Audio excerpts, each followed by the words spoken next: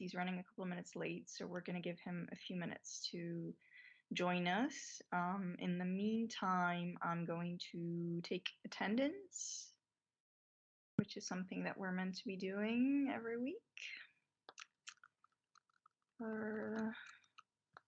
If I could ask just the first presenting group to prepare their presentation, make sure that you're ready to go. If you have any questions before the presentation, please do let me know. Also, I think you guys missed that, but the presenting groups are meant to send a one-page handout or upload a one-page handout to Moodle prior to your presentation, so that your colleagues and us can use that as sort of a guide to the book you're reviewing. So please, if you didn't do that, and if you haven't uploaded the one-page guide, please do so by next week. Even if your presentation is done, even if your presentation is over, the one-page handout is a requirement. So please do that when you get a chance. We have 15 people. Am I missing somebody?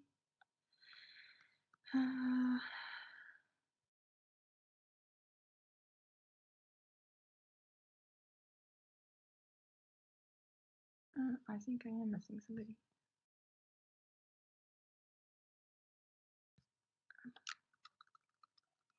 I'm missing one person, I think, this week.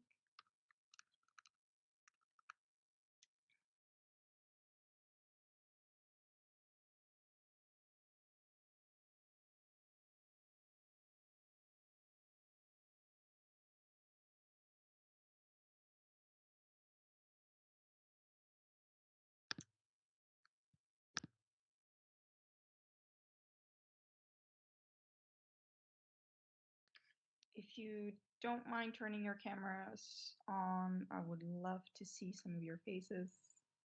Say hello. Hi. Hi.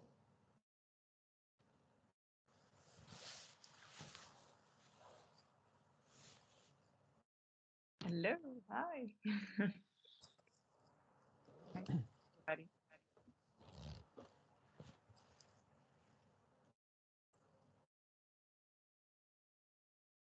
So, how's everyone doing? You okay? Yeah, not bad.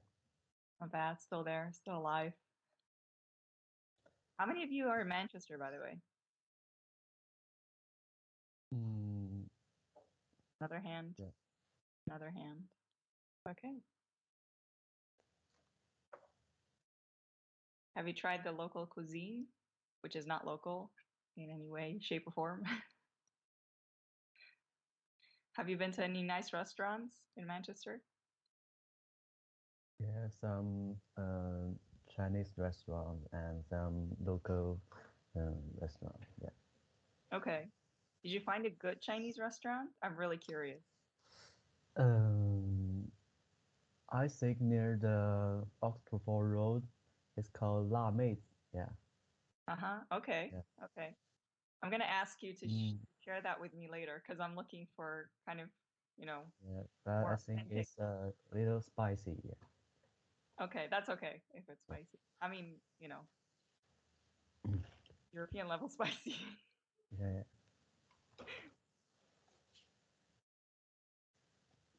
So, honest question, what did you think of the guest lectures this morning? And you can say you didn't like them, or you can say they weren't useful. I mean, it's totally okay, I welcome honest feedback.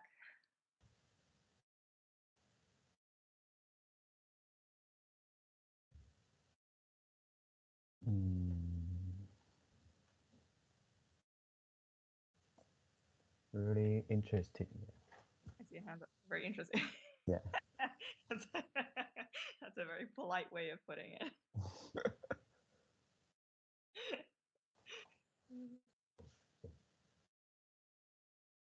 Is there something specific that you guys would like to see in guest lectures, or something that you feel like you're missing, or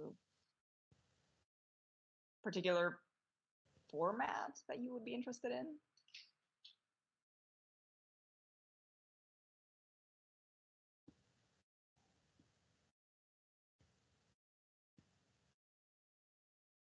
Anyone can have a go.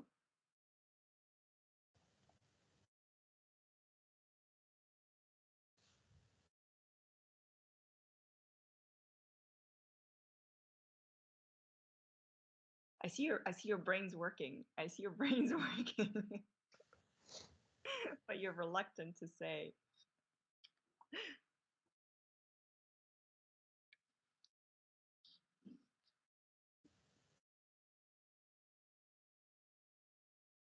Okay, we can talk about that in the dissertations as well. I think the dissertations will kind of reveal what you guys are interested in more specifically. Oh wow, we have a full crowd today. That's nice. Bad network quality. Ah, my internet's messed up.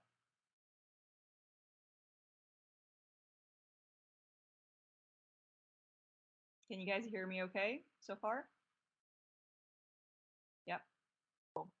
Thank you. Okay, it's 2:09. I'm gonna wait a couple more minutes.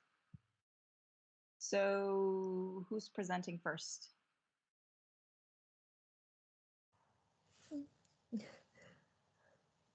Cool. Yeah, Habibi and me. Okay. Yeah. The Death and Life of Great American Speed. Okay. Okay. That's a classic. What did you think of the book? It's great, and it's a new perspective of our city planning. Yeah, it is, isn't it? Yeah, I have sent our handout to the teams. Oh, you did? Yeah. You can download it if you haven't downloaded it from Module. Ooh, sorry about that. I think I missed it. Let's see. Yeah. Handout. Oh, great. There it is. Awesome. Thank you so much. So No anyone problem. go to the meeting and download the handout. That's excellent. Thank you.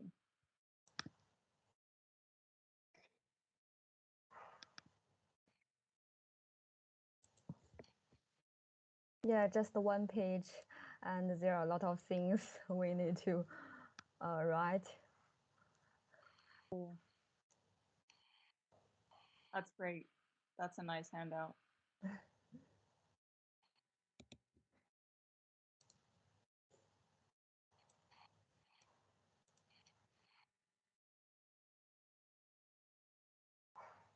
Let's see. Text from email.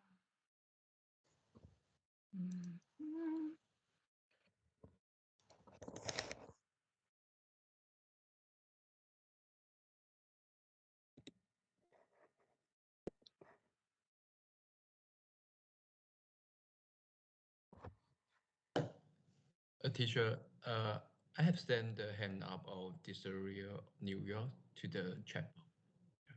This, Okay. yeah, this handout of our goods, means and projected template. Okay. Did you send it to the chat of this meeting? Or the, I can't see it yet. Oh, now I get it. Okay, now I got it. We've uploaded on Moodle as well. Okay, cool. Yeah. Sounds good. Thank you so much. I think my connection is a little bit slow. That's why I'm getting the messages with a delay. Okay, so I think we can get started. So I would like to ask the first group to. Yeah, we are first group, and I will share my screen to. Can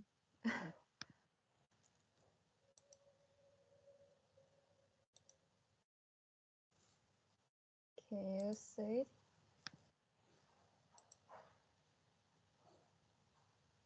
Not yet. Okay, let's Okay. begin.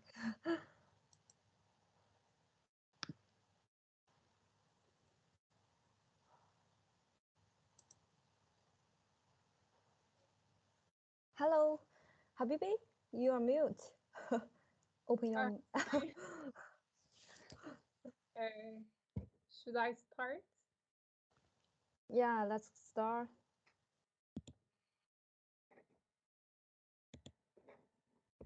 Can you hear me? Yeah. Okay. Hello, my name is Habibe. Today we are going to talk about the book of Death and Life of Great American Cities.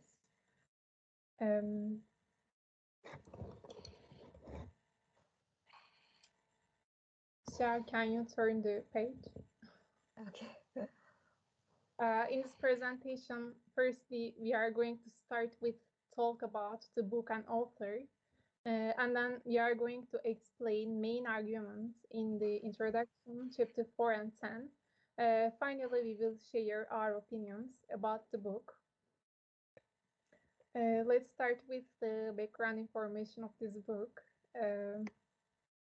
The Death and Life of Great American Cities was written by Jane Jacobs in 1961 in New York. It contributed a new approach to urban planning. When we look at the writer, Jane Jacobs was born in Pennsylvania in 1916. So she wrote the book at the age of 45.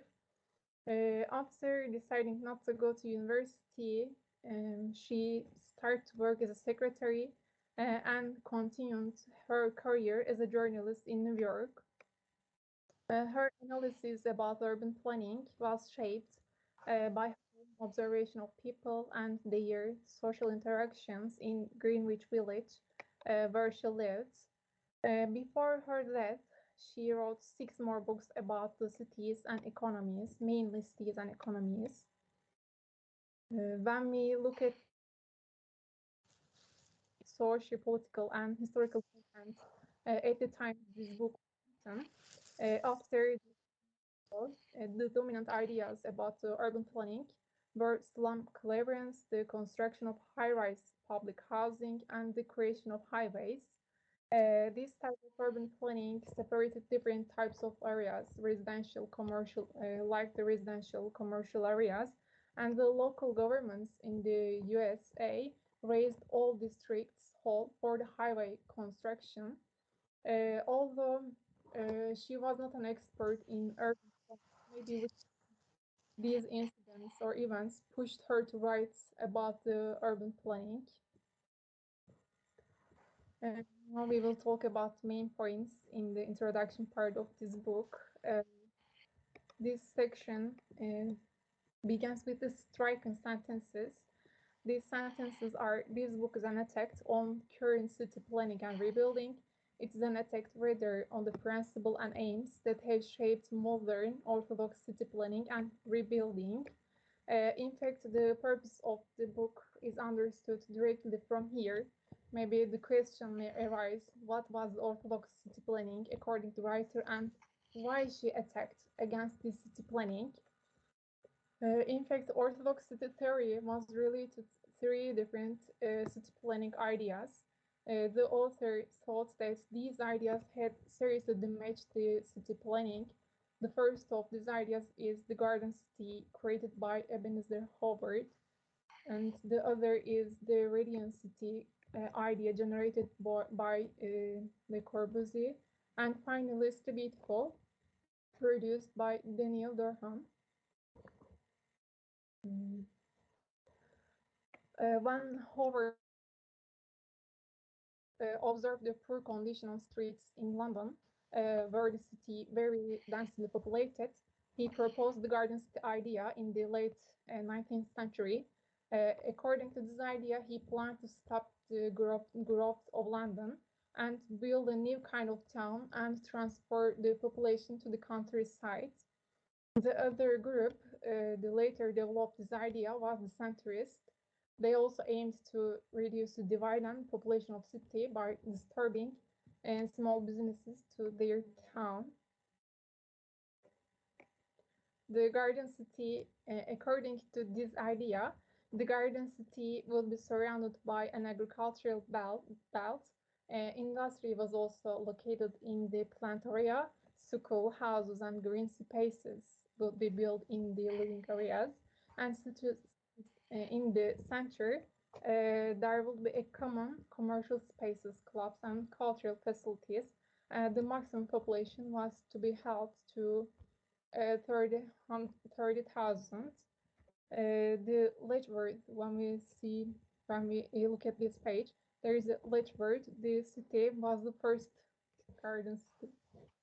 Can you turn the other page? Why did the author oppose this view, the garden city view? Because this, in fact, was very destructive for our cities. It separated the urban functions and arranged these different functional areas. And Howard believed that urban planning was like a static behavior. He ignored diversity and complexity of cities. The author highlighted that dense concentration provided a source of vitality and creativity in the cities. The other idea of the radiant city, the other idea is radiant city. It was produced by Le Corbusier, and in this idea, skyscrapers should occupy only a small part of ground, and the other land should be park, and it should be built into low-rise houses for high-income groups. Now, when you look at the picture, there is a low-rise houses and parks surrounding these skyscrapers, like the skyscrapers within a park. The author comments on this idea. The city was like a wonderful mechanical toy, but as to how the city works, it tells nothing to us. In other words, the idea was only a theory. It was not a thought or action about city planning idea is city beautiful. It was applied to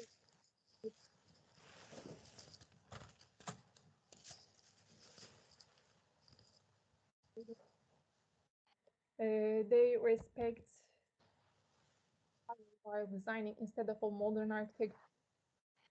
According to John Jacobs, as time passes, these buildings lose their importance, and they do more harm than benefit to the city. People stayed away from them to a multiple degree. The author gives the North End in Boston as an example how the city should be planned correctly from observations. In the 1940s, the North End in the Boston was an old city with low rent. The buildings were old, the streets were crowded, and all kinds of crimes occurred. But when the author visited here again in 1959, she found that the city began to become vibrant. The streets were renovated, and many houses appeared. Children played in the street, and whole area were full of vitality. She learned by asking the question people around there how this place was visited. And she learned the residents renovated didn't provide any support here because they believe this area only slum. According to the writer, the city must be designed like this without destroying anything, preserving and renovating old buildings, and observing social behavior of people and cities. But urban planners only interested in the theories and principles, success and failure in real cases, and needs of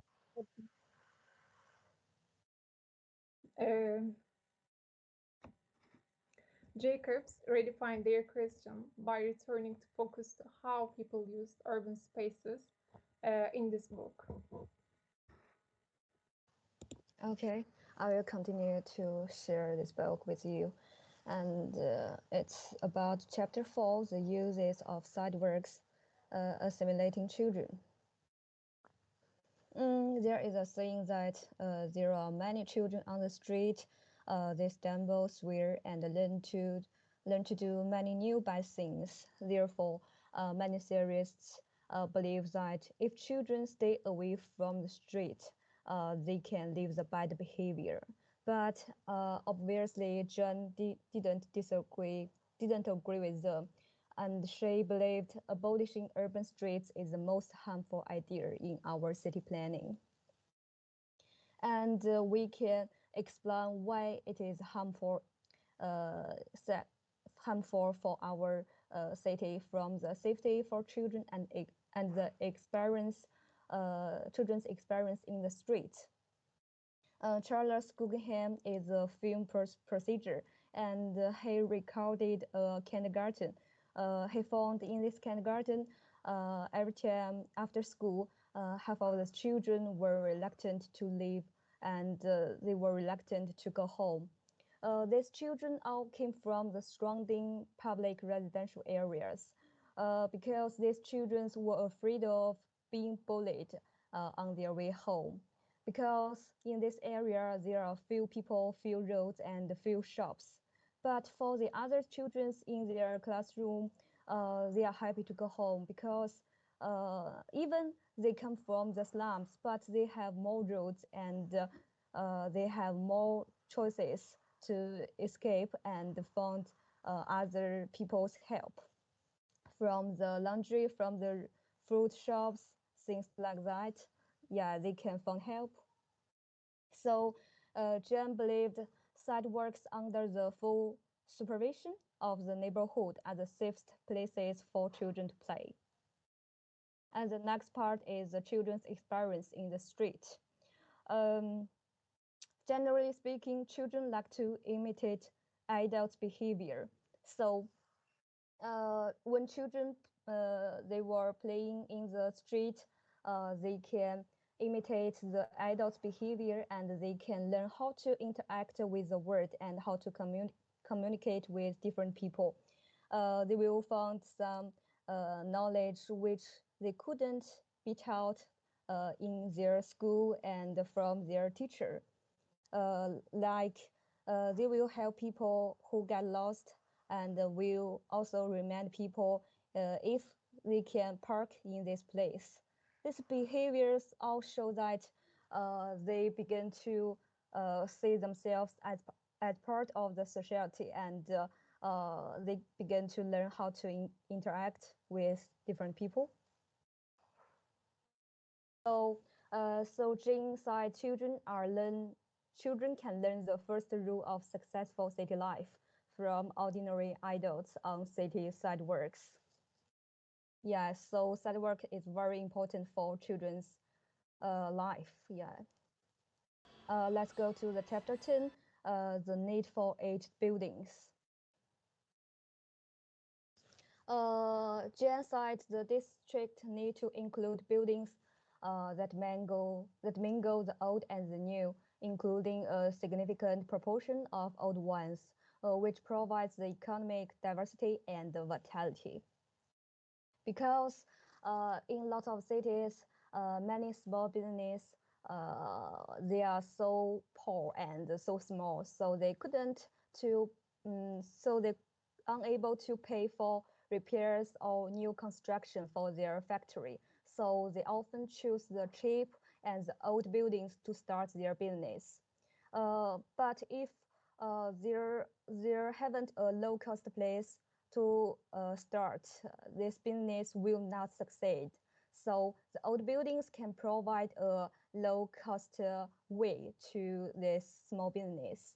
And this picture is in the Brooklyn, and Brooklyn was an incubator of industry, and lots of small business begin their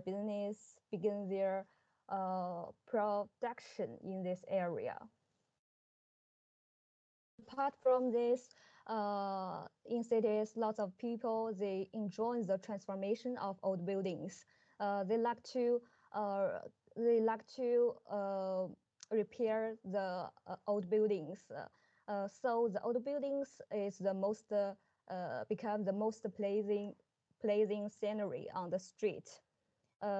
Cities need old buildings to nurture mixed-use buildings, and this mixed-use buildings create new functions in our city life. And the final part is about our opinions and some questions about this book. Actually, the most important and interesting, or we can say meaningful part of the book is this book provides us a new perspective about our city planning and rebuilding. This book tells us not to indulge in the theoretical knowledge of urban planning in the book. We also need to observe our real life, and our procedures think is not absolutely correct. We need to critically and constantly think about the development of our city. Yeah. And also the book have two issues about the theme and about the fonts. Yeah, this book was written in 1961. It had passed 16 years ago. So the cities have changed a lot. There are more and more unsafe factors in our cities. So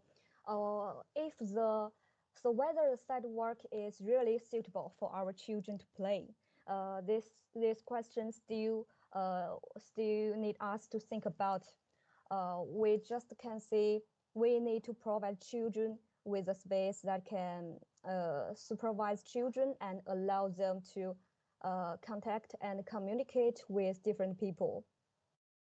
But if this place is sidewalk, we still need to talk about it.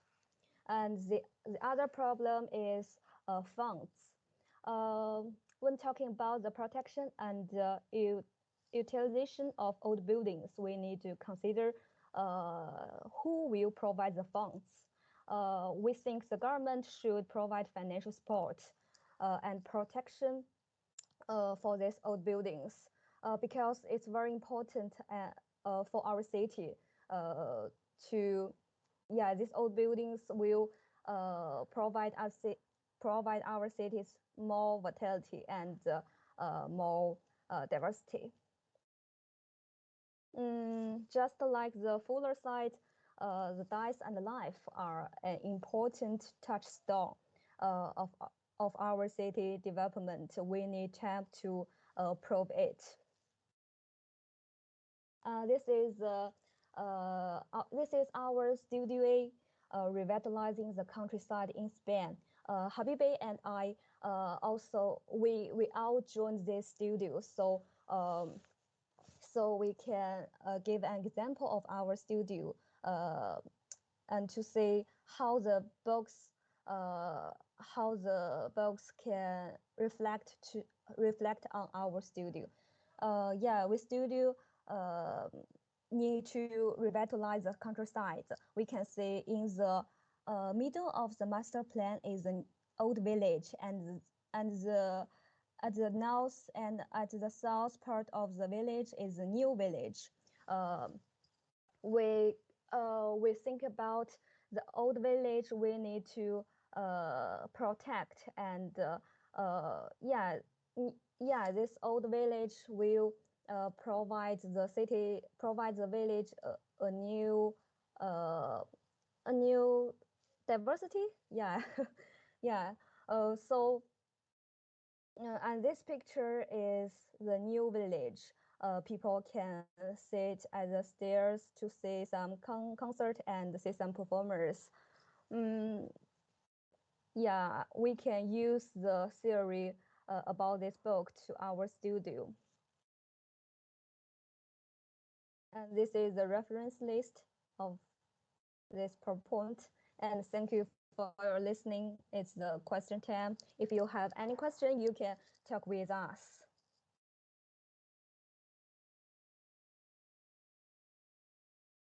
Thank you so much. Thank you so much for that, guys. And I think we're going to open up the floor to the rest of you. Again, this is your opportunity to really engage with the work, well, with your colleagues, but also the work of Jane Jacobs. So, yeah, I'm going to open up to you guys. But guys, thank you so much for that presentation. That was great. Thank you.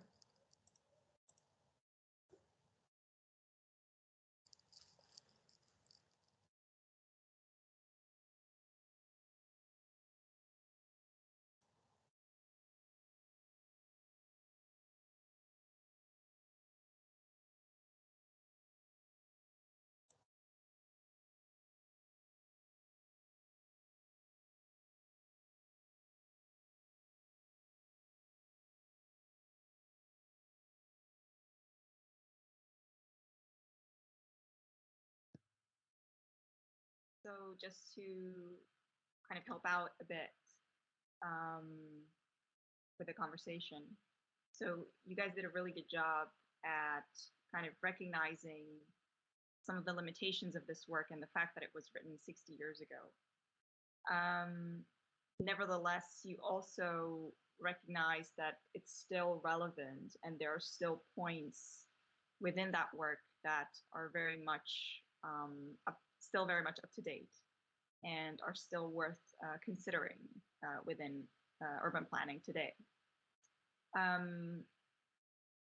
was wondering if you or any of your colleagues can think of any other limitations that the text reveals, whether that has to do with the author herself, with the style of writing, or with kind of the key points that she puts forward in her text.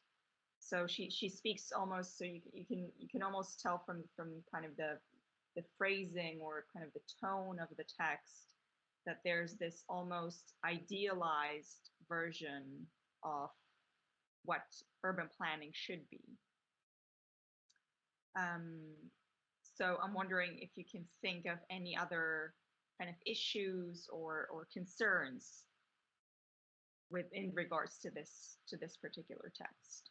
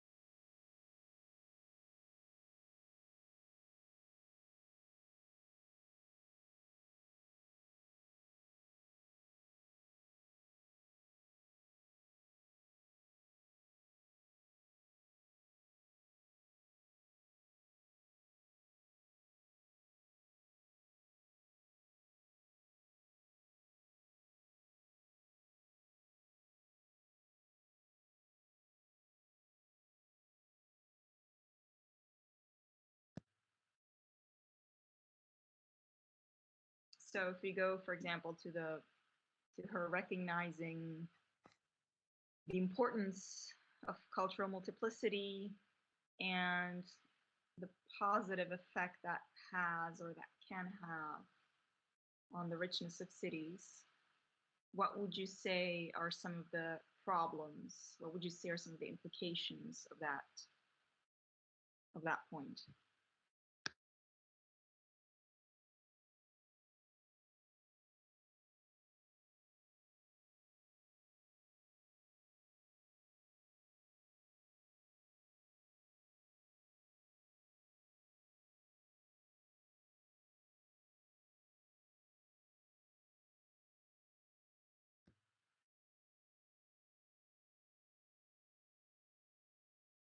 Let me put it in even more simple terms. She says that multiculturalism and multiplicity are a good thing in urban contexts, right? In reality, in current urban reality, what would be the problem with that? What are some of the issues with that cultural multiplicity?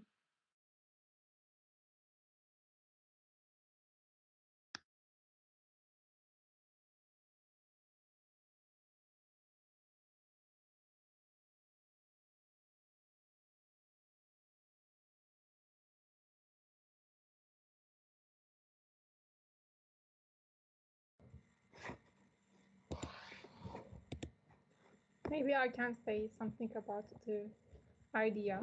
The author, as you said, encouraged diversity. This diversity about people, cultural buildings in every way, but the people want this diversity in their lives. For example, the middle class people or high class people want. We don't know different kind of different class of people want to desire to this diversity in their life.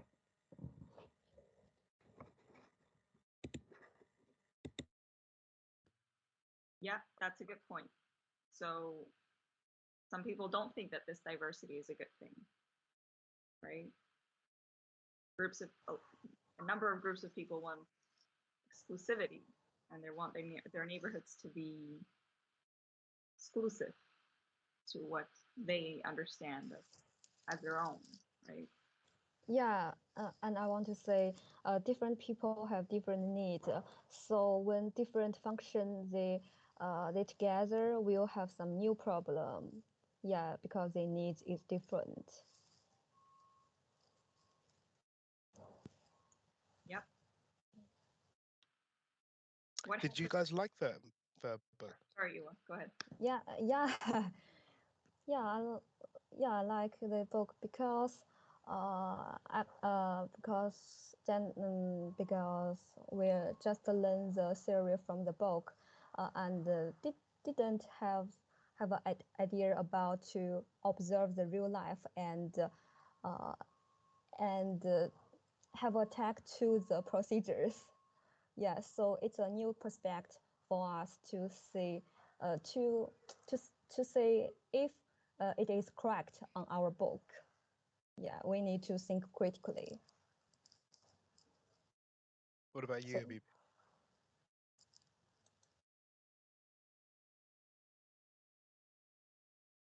I'm sorry, I couldn't hear what you said. What about you? Did you like the book? Yeah, I liked the book very much, even if some part of the book should be changed or should be implemented to our life in a different way. But while reading this book, I returned to my childhood while playing the streets under the control of neighbors and my parents. I think the author explained the past time lifestyle, and I don't know, but while reading, I felt excited, and I want my son to live this kind of area, but I think this is not possible in this time. Why is that? My son, No, but why do you think that's not possible? Can you uh, guys hear me? yeah, I can hear you now clearly. Oh, okay. Yeah, I think the life condition has changed dramatically. And For example, in these days, there are lots of cars in the streets, and the sidewalks, the size of sidewalks is not appropriate to play for children. So we try to design an area for the children playing, and I think it is not possible. I mean, maybe you can tell me if I'm wrong, but Demetra, have you guys started implementing low traffic networks in Manchester? Is that a thing that's been happening over there? It is actually the like the most recent mayor actually is a big fan of cycling. Vernon. Yeah. He did a lot of changes. There was a complete restructuring of Oxford Road, the cycling network over the past couple of years. Okay. It was still ongoing during the pandemic. And now the area that I'm living in now is actually a very low speed area. Right. So definitely, yeah, there is that kind of move towards low speed, non-motorized traffic, public transit, and so on, which is really, really great. Amazing. Okay. So I mean, it's things like that that makes me think that, you know, this kind of world and this life that Jane Jacobs kind of promoted in the kind of early 60s and, well, I imagine late 50s as well, is something that we today are like trying to get back to, you know, with the understanding of what a neighborhood is, and the understanding that, not where I live, but in the cities of the UK that are smaller, there is a kind of desire to go back to the kind of little neighborhoods that are kind of all self-policing and stuff. So that's why I ask why you think that's not a possibility anymore. Actually, I'm from Turkey, Istanbul. This city is completely different from the Manchester, and especially traffic congestion is quite worse than this city and lots of cities, I think. Yeah, the scale of Istanbul is quite different to that of Manchester, isn't it? I think, to say the least. Shall we move on to the next presentation? Unless someone has anything to say, go ahead, unmute.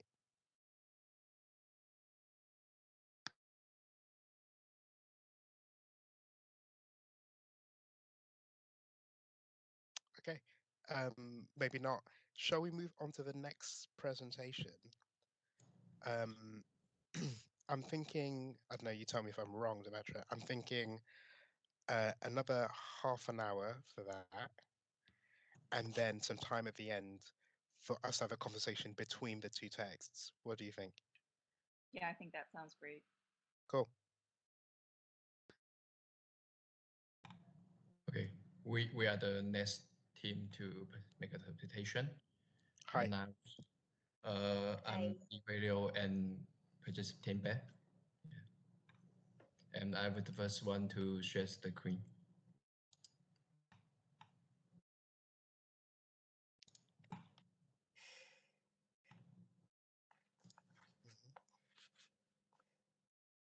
Can you see the screen?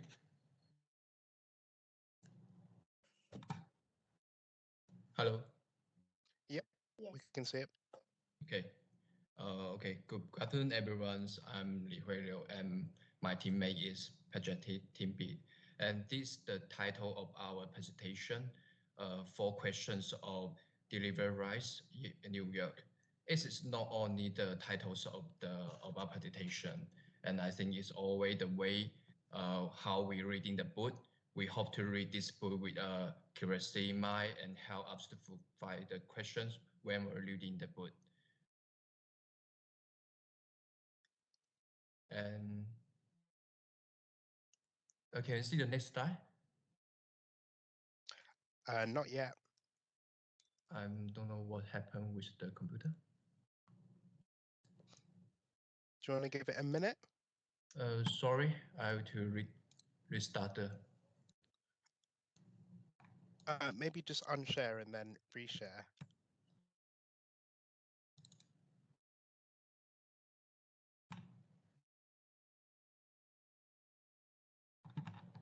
Now you can see a screen.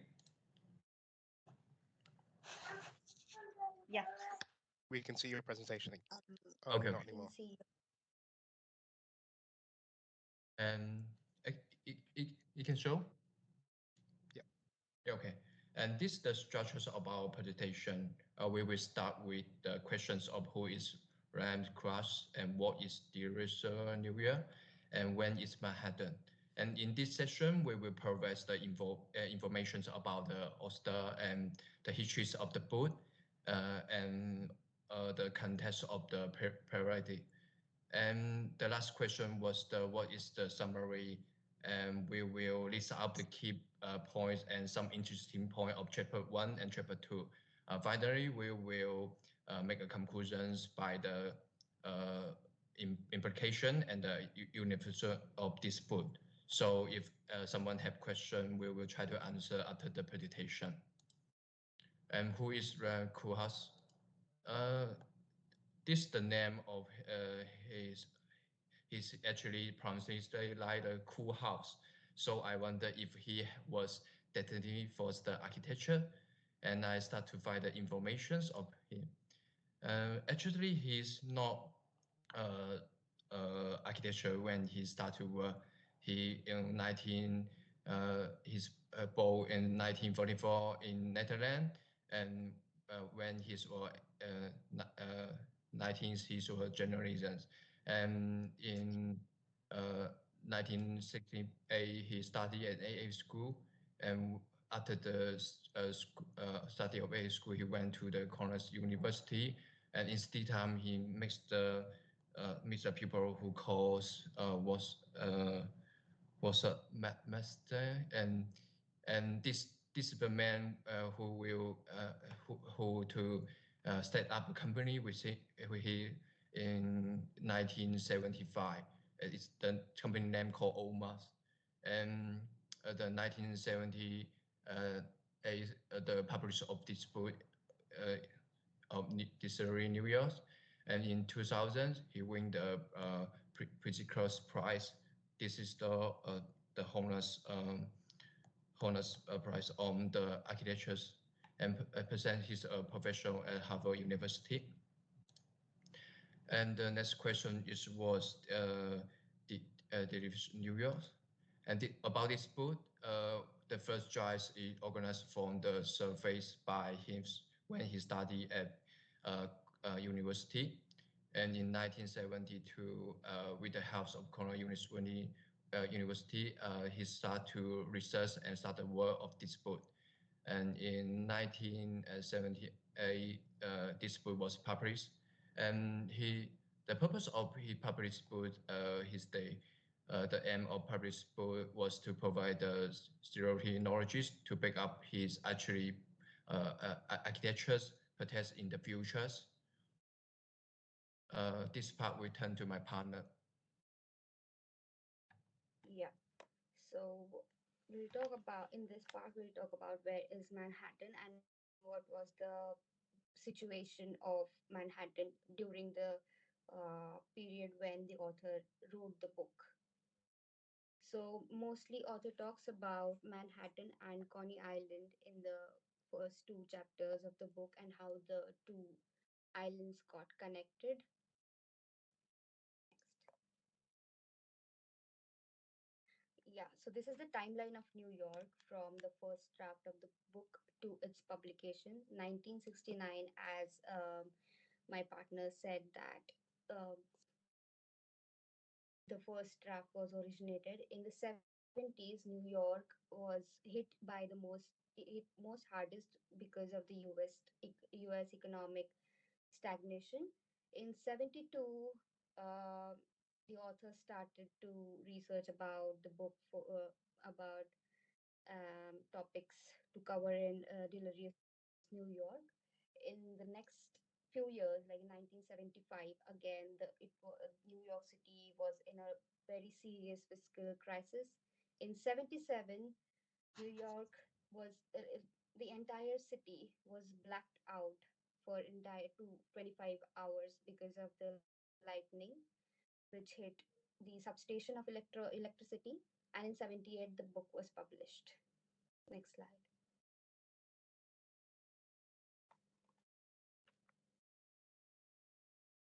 So the summary of the book, we talk about key observations, or the in the first chapter, Rem mostly discusses about the evolution of Manhattan Island from its discovery in 1609 by the English sea explorer Henry Hudson, to the 30 families sailing from Holland to Manhattan to plant a colony with an um, engineer who had uh, engineer Crane Fredrickson, who had entire plan of how to map the city or how to plan the city. The next, he talks about how Manhattan was sold to Peter Minuit from the natives for just $24. And the interesting part is that the natives didn't even own the land; they were just visitors there. Next, he talks about planning of Manhattan grid. So in 1811, they planned for 12 avenues and 155 streets, a total of 2,028 blocks. So this plan was proposed by Simon DeWitt, Morris, and John Rutherford. Next, he talks about the urgent, like, as they were planning the grid, they uh, didn't map the areas for the parks. So because the real estate was getting sold very quickly, they found an urgent need for reserving some sites or some plots for uh, developing the parks. And in 1853, the New York Fair happened, which was again New York's or Manhattan's attempt to show their status after London's International Fair. Then to the invention of elevator technology by Elisha Otis, and then how skyscrapers came into existence. In the second chapter,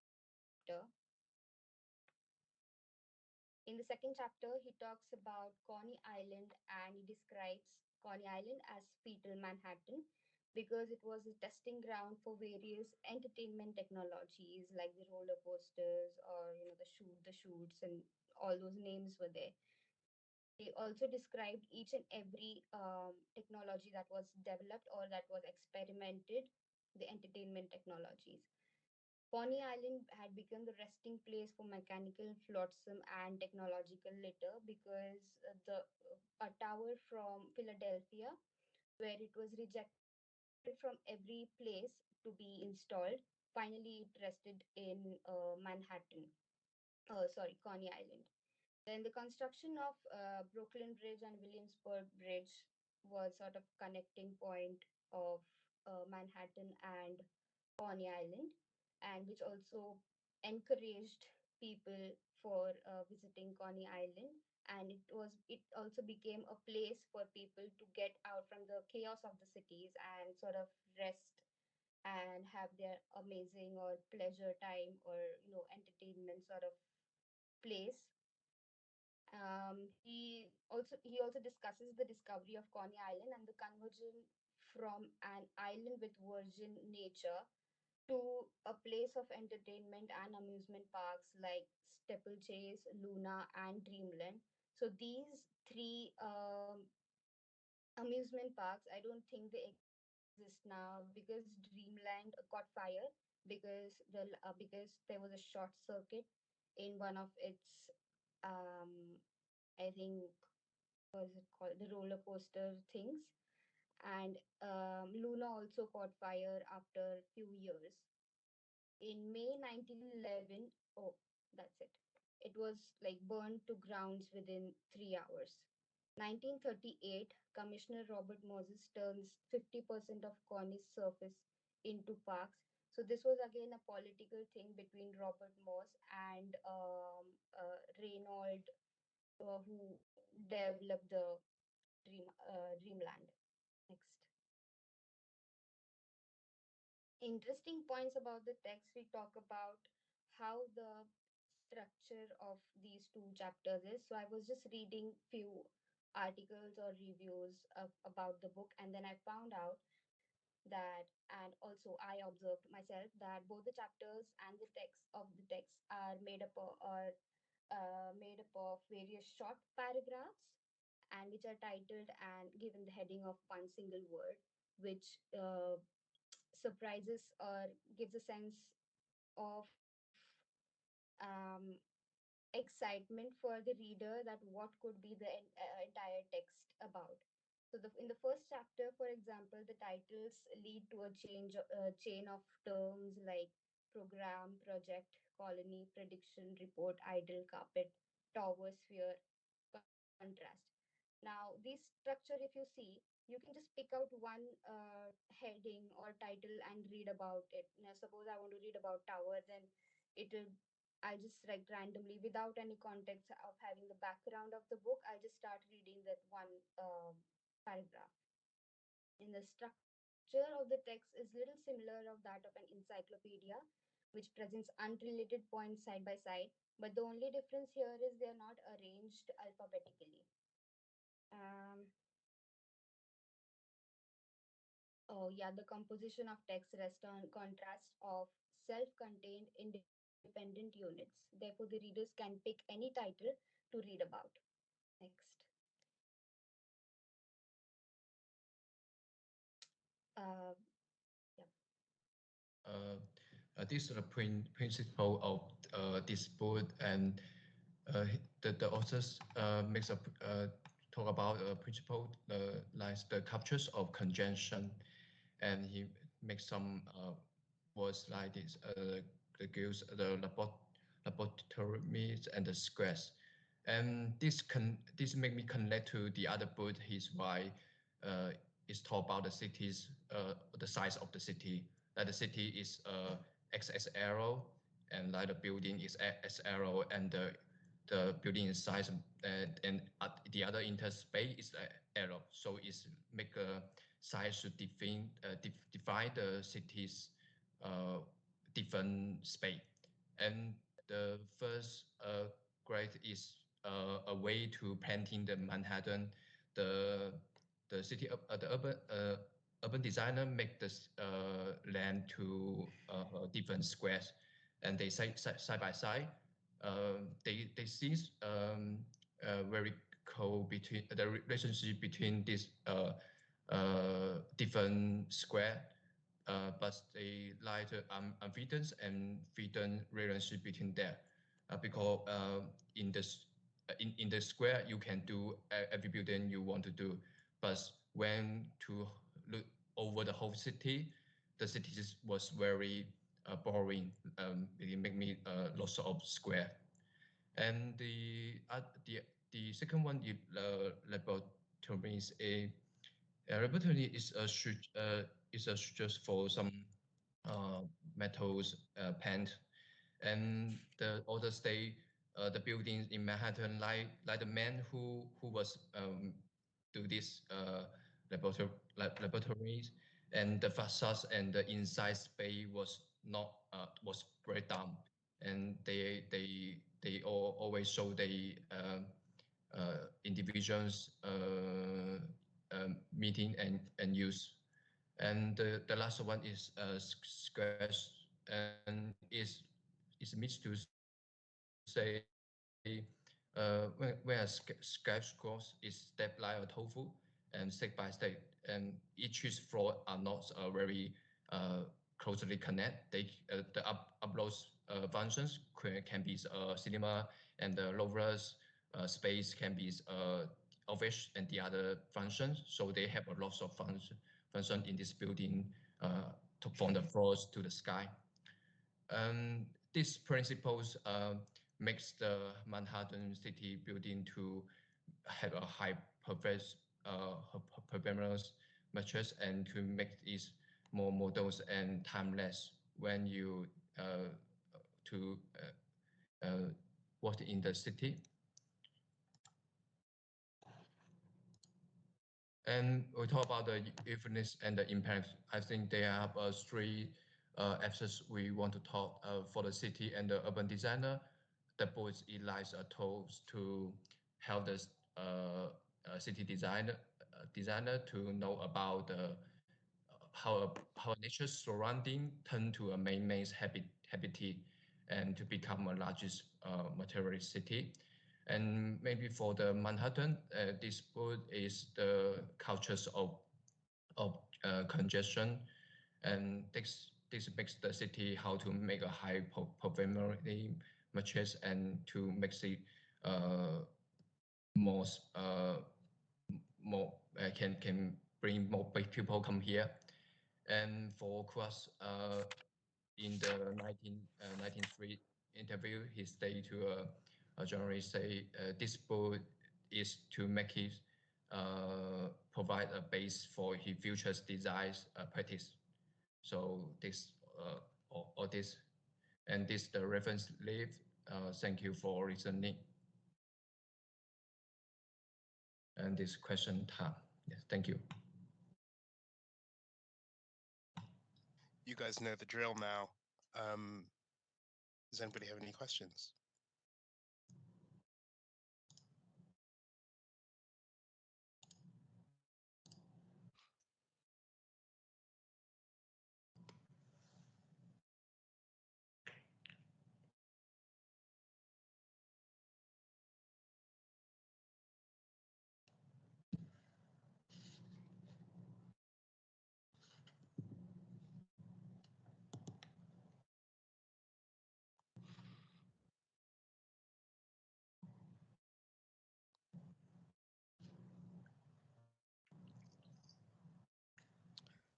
The first group, do you have any questions for the second?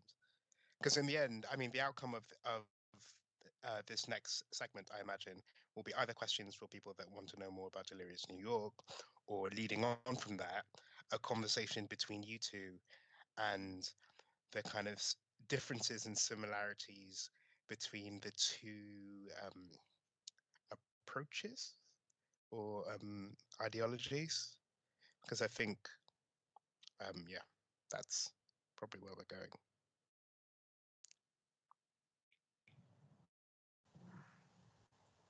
Yeah, it's different from our group, and I think Rinkuhas is a giant because he created a new principle, some new principles for our city, and he sounds a little crazy, yeah, and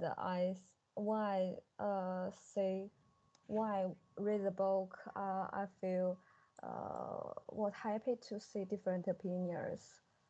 Yeah. Yeah, just cause I just have a little time to read this book, so I don't have a deep understand of the book. Yeah.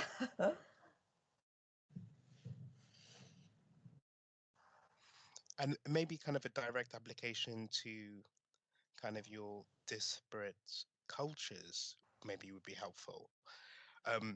It's kind of strange because obviously Delirious New York was the beginning or the genesis of this oeuvre that kind of maybe culminated. Well, I think people would argue with me about that, but they'd all be wrong. I think it culminated on the CCTV building, right? Which obviously is Yeah, what yeah. you were referring to when you said, well, I assume is what you were referring to when you said his houses are a bit too crazy. Yeah. Because there was that kind of infamous, well, no, maybe just famous soundbite from Xi Jinping on the CCTV building. So I don't know, maybe you can talk, use that as an avenue for discussion. Actually, in China, the CCTV, this building is, yeah, different people have different opinion about it. Some teachers in my university, they agree with the Kuhas because they think it's a new try for the building. It's so high and have a huge wing. I can say huge wing. So it's a new construction. Yeah, but other teachers in my university they didn't agree with them because they think it's a waste for our funds. Yeah, they think it's not necessary for our city to build these huge buildings. Use lots of money, use lots of funds. Yeah, so they have And different opinions. I mean, that's a very interesting point to kind of make, right? Because I think it's very difficult to separate the work of OMA or the Yeah, practices that have come after them from, well, from economics, right? Whereas Jane Jacobs is in a very kind of different situation in which her references to the economy are mostly more implicit, I think. yeah, Well, is which is my opinion. Um, and it's these kind of two different kind of views, or maybe not view ranges on the urbanism of the contemporary city, right? I don't yeah. know. Maybe one of your colleagues would like to um, say a few words on that.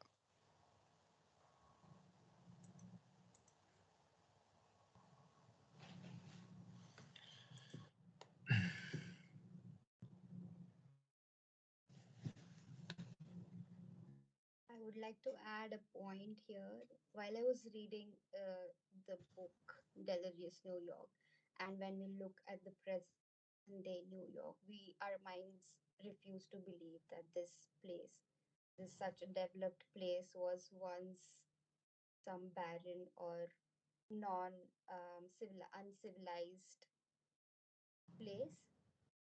And looking at the development of it, I was astonished, like from literally from 30 families or 4 families, minimum population, it has become the center point of entire world for commercial and everything literally.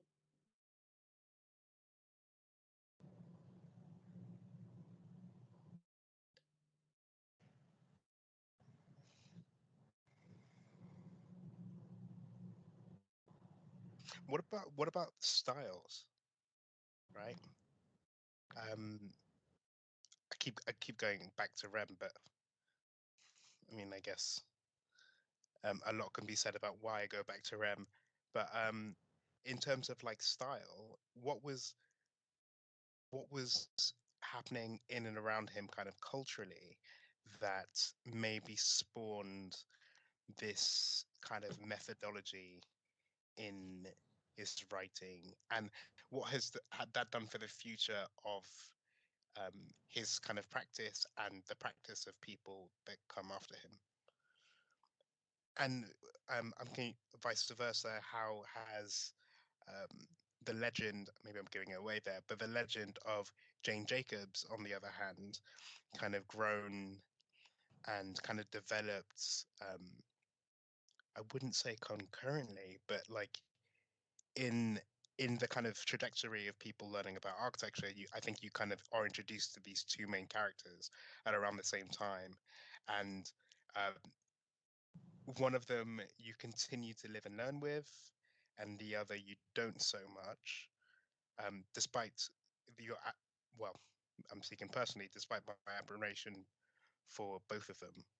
But could you talk about maybe the nuance and the kind of longevity of their works?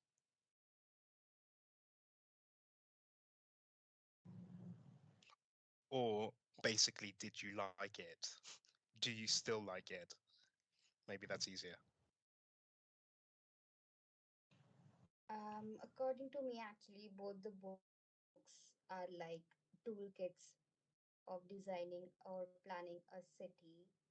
And this I'll talk particularly about the books and not the entire work of the author. But in Delirious New York, you come to know about the structure or planning of the city or evolution of the city from zero to everything. And in the other book of Jacobs, you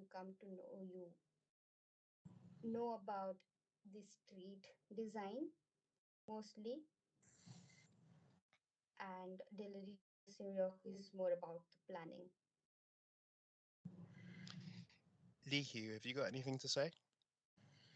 Um, I think when I reading the books, like reading novels, because it's very interesting. It makes the maybe you can read each is by each good not they are not connected to next chapters, so you can make it shorter to like a short story for a daily life and could read. So I think uh, this way to writing a book is not like other architectures. So I think it's more interesting to read when we read the book. Yeah.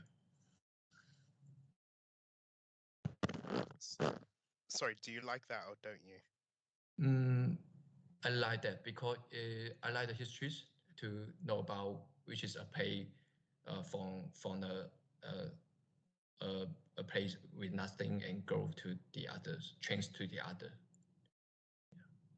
But also there's an element of like fiction to his Yeah, to the writing, right? So it's almost like um it's almost like there's a sort of methodology of narration creation, right? It's not, yeah, I'm not gonna put words in your mouth. So About fiction, there's a part in the book which talks about the globe. The way he describes the globe, it gave me anxiety. Like, thank God this thing was not built in real life. The top part is somewhat a forest or some natural thing. The middle one is rotating restaurants, and lower part, I don't know what was there. And extreme lower, there are trains and everything. I'm like, how is everything going to come together? And even looking at the painting and his text or description about it just gave me a sort of relief that thank God it was not the real one.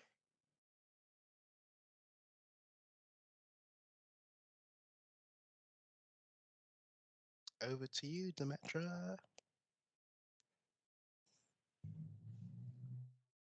So I'm going to go back to the question that you already posed before, in terms of how Koolhaas's practice developed over the years since the writing of this book. How can we compare the discourse and the analysis of Manhattan and you know terms that he uses like lobotomy and all of these?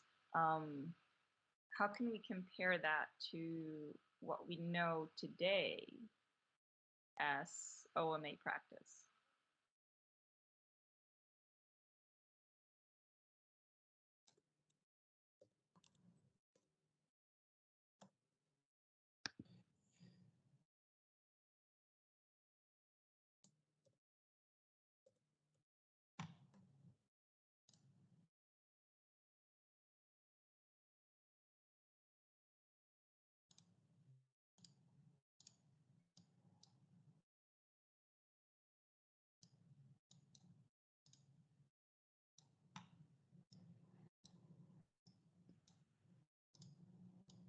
I really like the terms that he's using here. The schism that represents the spatial composition of a skyscraper's stacked tofu, resulting in a fragmented relationship between the upper and lower floors. And then he talks about a lobotomy that represents the breakdown of a relationship between the inside and the outside of the skyscraper. So you could say that these are kind of negative terms associated with design.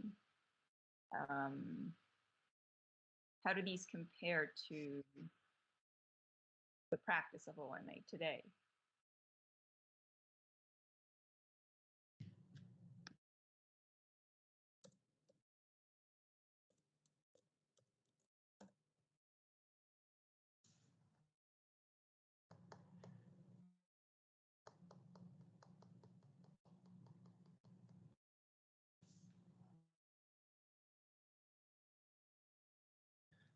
Teacher, you means is the building in this principle is what's the different to the building of architecture of this nowadays? Of Full House's company Company. of OMA. I think they are more focused of the internet space because they want to create some different place on the building. This thing is not a regular space step by step. Is they have a lot of communication with the space inside the building, and the facade is just a face of the building. Is not necessary to connect with the space. Okay. So if I turn very poetic and very kind of how should I call it? Phenomenological, maybe.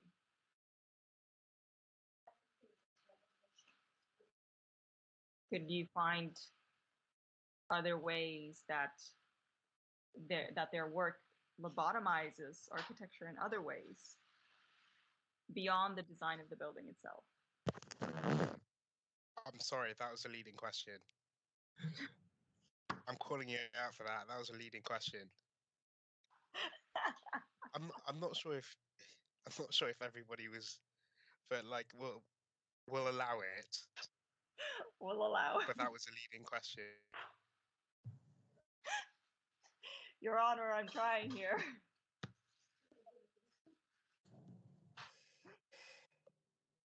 Okay, let me rephrase. How could we characterize OMA's architecture in relation to the urban? Don't just think about the building.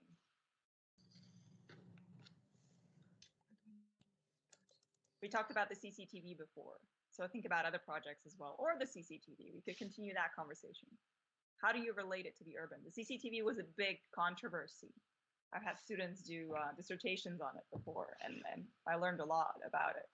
It's fucking horrible, sorry. But how do you relate, how can you relate that phenomenological image of the building that is perceived as an image, that is perceived as a static object, versus its relationship to the urban, to its surroundings? How does it perform within its surroundings? And you can give me any example you want from OMA. Is that better? Or am I still, is that still leading? Yes, thank you. I'll allow it.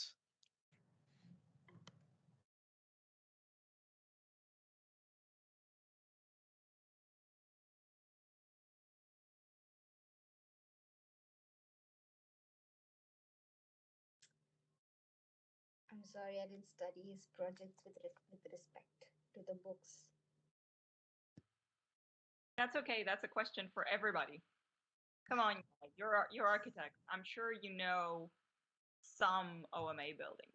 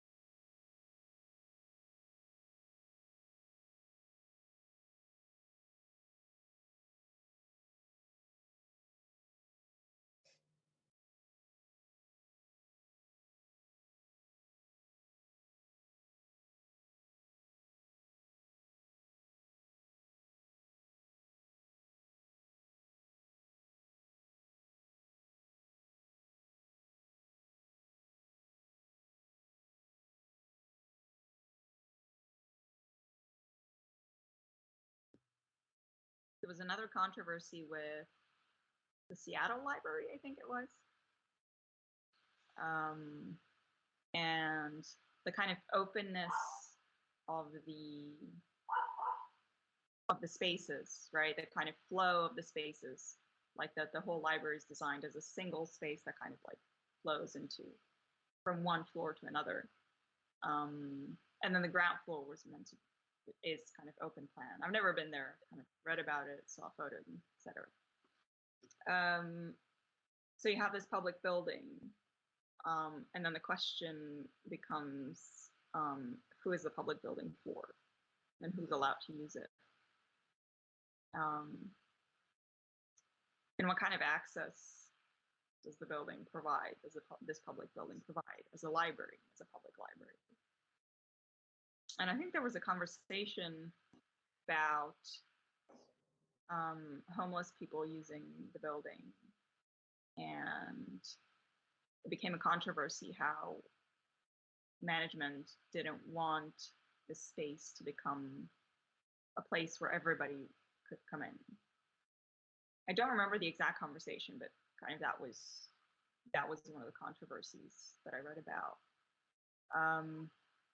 So this is kind of one way that the building relates to its context, right? Because it's the way that it relates to the people in the context. Another ways that you could kind of relate buildings to their context is through their form. Do they communicate with their surroundings? Do they have a conversation with their surroundings, or are they kind of, you know, is there some kind of a logical sequence, or are we talking about a building that's meant to contradict its surroundings?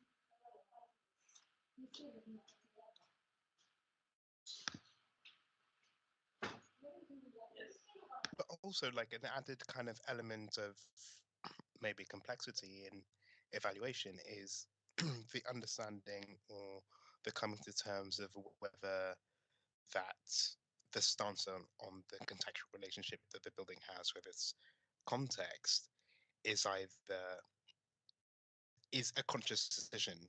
You know, we're all either in or in adjacent kind of disciplines to architecture, and we know that the kind of generation and the building of a building is something that happens over many years and many conscious decisions.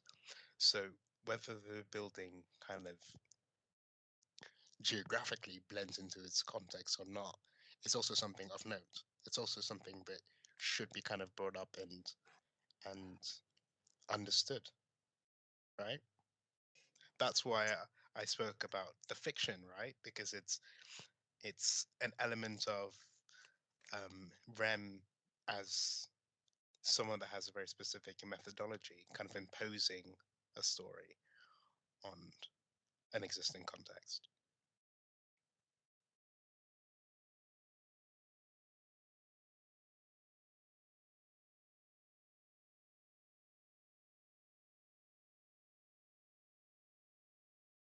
Okay. What do you want to do, Demetra?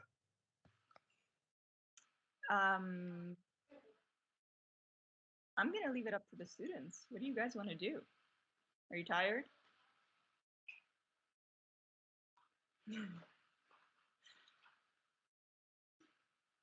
I see people smiling. I mean, you've been here since the morning, let's be honest.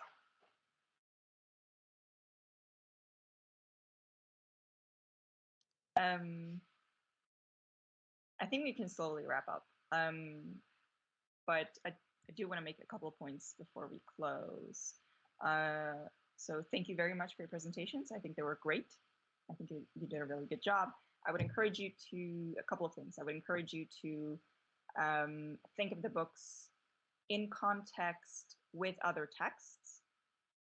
And I know that you've done that with the Jane Jacobs text. That was really good.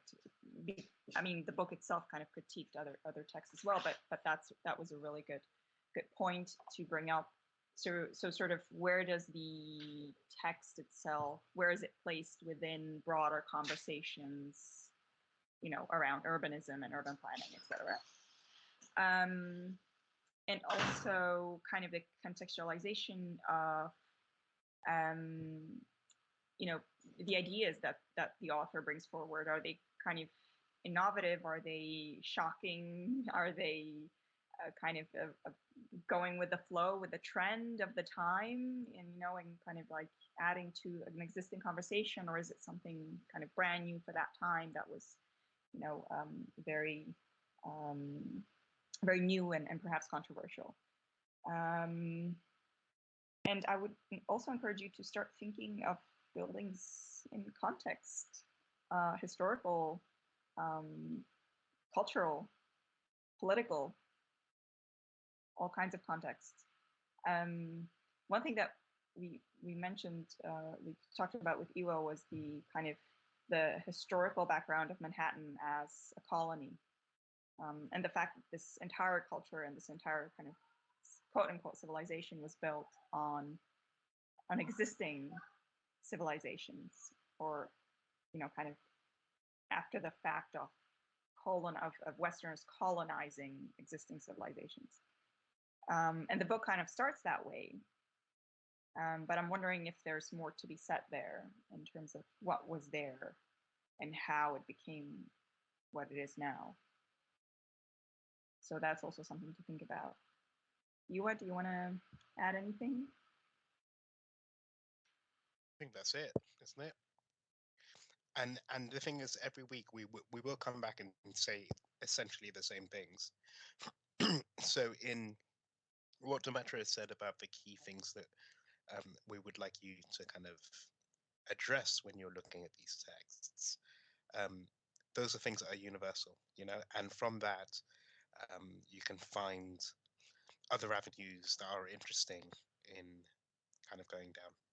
And also you've got to understand that the point of this is that you're teaching your colleagues about this text, right? And the ultimate goal from that is a conversation. And it's a conversation between the two groups that are presenting, but it's also a conversation between the rest of the students in the room. So I think we've been quite lenient this week and let all of you guys do nothing and fill the silence. That's okay. That's not happening next week. Okay? So please come prepared. Okay. Thank you, everyone. And if you have any questions, email me. Otherwise, we'll see you next week. See you. Bye. I have a question. Yeah. Oh. Are we supposed to upload the presentation on Moodle?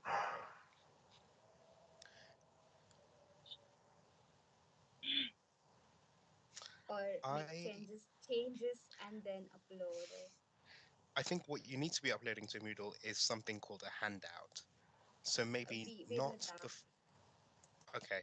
So what I would do is, in the interest of it being a cross-student conversation, I think uploading your presentation to Moodle, if you can find the avenue to do that, would be a good thing, because it would be helpful for the rest of your colleagues that are maybe interested in Delirious New York. So yeah, I would say, if you can. I don't know where, but... I mean, you could upload it where it says, where the handouts, yeah. You can upload the PDF file. Yeah, you could upload the PDF of your presentation. Yeah, I think that would. Yeah. Okay. Perfect. Thank you. Thanks, everyone. Bye-bye. Bye. Bye.